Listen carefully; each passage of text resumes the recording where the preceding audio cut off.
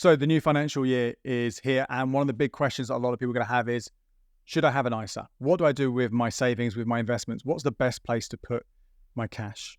Well, what I'm not going to cover right now are the top rates. I'm going to give it a couple of days because the financial year has literally just started, and a lot of the cash ISA providers will be releasing those top rates over the coming days, particularly some extra special offers that might come along.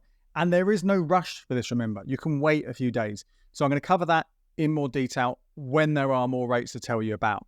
But what I do want to talk about is whether you should actually bother in the first place. Yes, a lot of that context will come around what the rates are that are being provided and how they compare to rates you can get elsewhere, because they don't live on their own in isolation.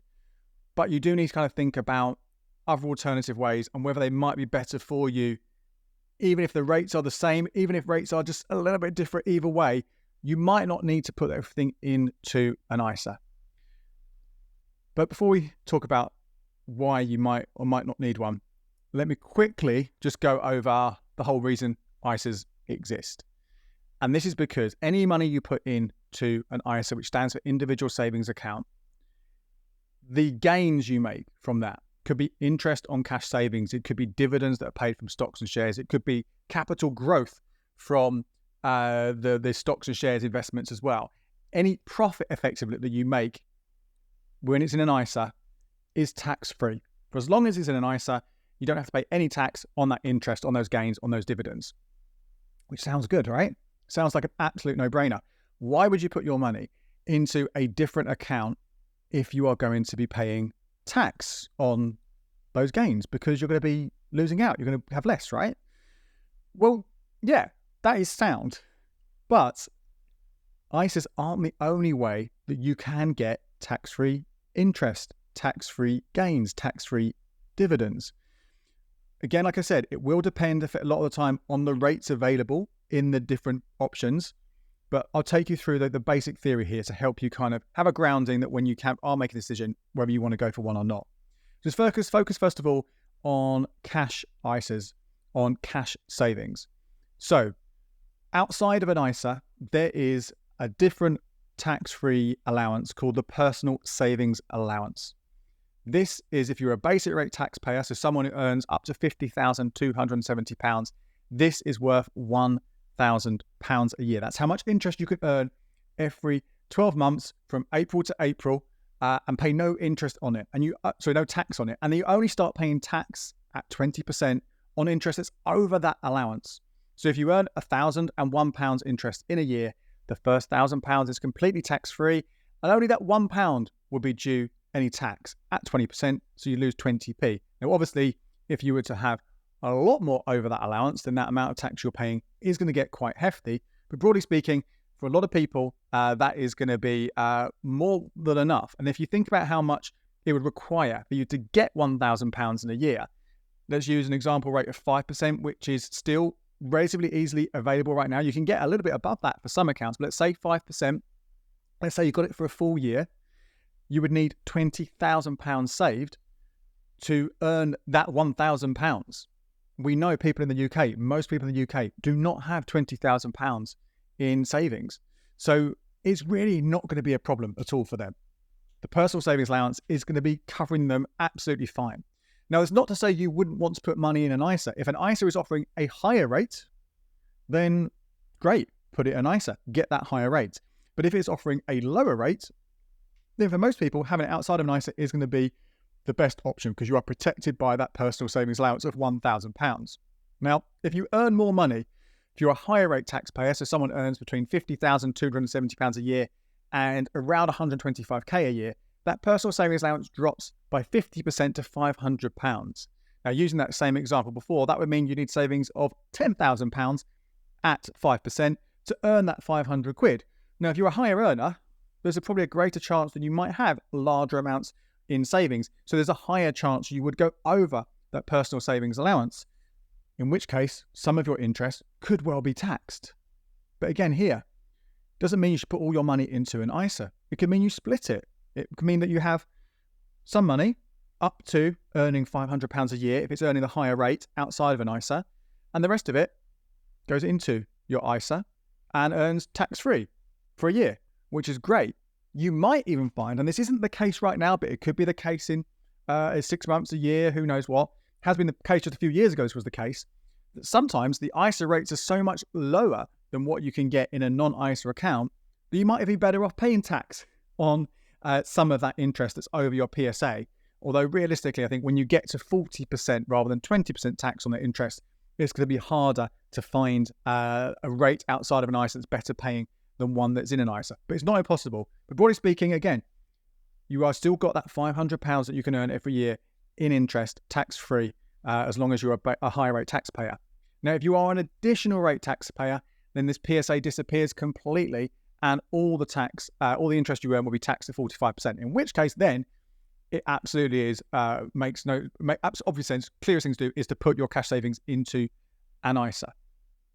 There is, however, another option for you, and this is premium bonds. Now, premium bonds have been over since I've been covering this stuff for the last 10 years. Sometimes premium bonds have been one of the best paying accounts. Sometimes they've been really poor.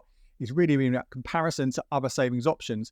But the important thing to know about premium bonds is all prizes that you win are tax-free. So that's great. But there's no guarantee.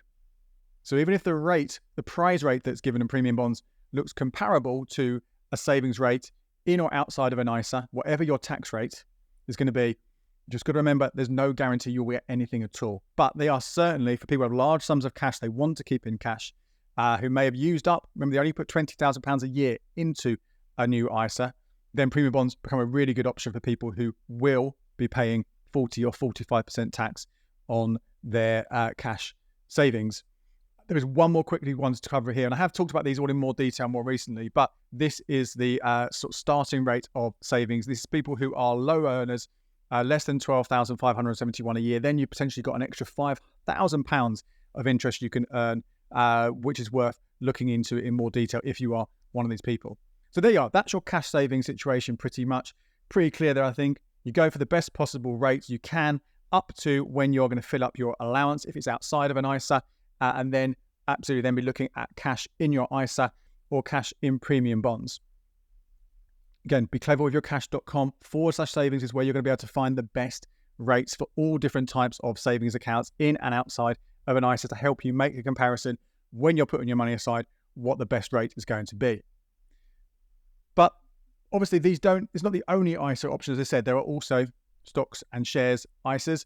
And this is, again, a place where you don't have to have your money in an ISA to get tax-free allowances. But as of the 6th of April 2024, those allowances have dropped. You've got the capital gains allowance and you've got the dividends allowance. The capital gains allowance is now £3,000. Just 13 months ago, it was £12,300. So it reduced by half and half again. And the dividend allowance was £2,000 just over a year ago, dropped down to £1,000 a year ago, now is £500.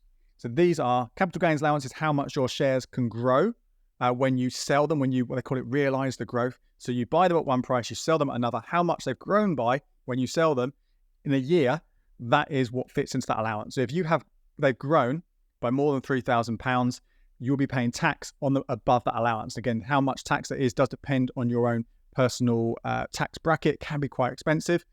And that, again, is for 12 months. On the dividends allowance, again, dividends are paid by some types of shares every year, every month, every week. It depends which one it is if they do them.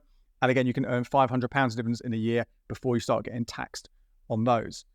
Now, those allowances have dropped down massively. They still sound relatively large, but what you've got to remember, obviously, with particularly growth on stocks and shares is that you might not be doing this every year. You might have been investing, and the general rule is investing for at least a 5-year time horizon.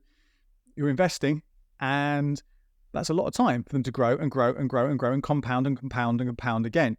And that might mean it's quite easy potentially to fill up that capital gains allowance.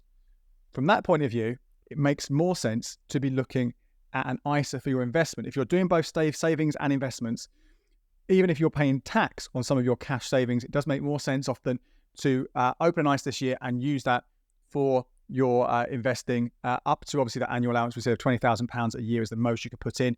Because, and again, I'm not an expert on all the different sort of platforms and funds out there, which is why I don't cover them in a huge amount of detail. But broadly speaking, you can get similar fee charges in an ISA and outside an ISA. You can get similar funds, particularly if you're doing trackers, inside and outside of an ISA. So it doesn't make a difference. You haven't got that potential benefit of having better rates in cash savings outside. Really here, if you are doing both, focus first with that for your ISA.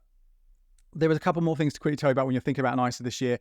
Absolutely, if you are buying your first home and you think that first home is going to be less than £450,000 and you are under the age of 40, you should be looking at a lifetime ISA. Absolutely, that is a type of ISA I would recommend people go for, just with those caveats. Again, a lot more detail about how they work, and I will be doing more content very soon about the best ones for 2024. And the last thing here is, obviously rules can change. So although I said don't worry about ISAs for your cash savings if you don't need to because you get a better rate elsewhere, obviously things could be different. In new government coming in, they might want to shake things up. Even the existing government, if they stay in power, they might want to change things when it comes to ISAs and the size of the allowances and how they work. So there is potentially, if you have got decent amounts of savings or you're expecting a lot of money to be coming in for some reason, inheritance maybe is due, or I don't know, big dividends coming from some way, then you might want to be thinking ahead of the game and filling up your allowance this year for your ISA, so you're not in future years struggling to get that money into that tax-free status. But again, we're only talking about people here really who have a lot of money. For most of us, it's not going to be a problem. Now, if you do want to find out more about the new ISA rules and ISA transfers and the ISA allowances for this year, I have covered them in recent episodes of the podcast and in recent videos on the YouTube channel and in recent articles over on becleveryourcash.com. So do check those out. As soon as we have more rates published by the different savings and banking and building society companies, I will be doing an update on the best rates for you as well. So keep an eye out for that.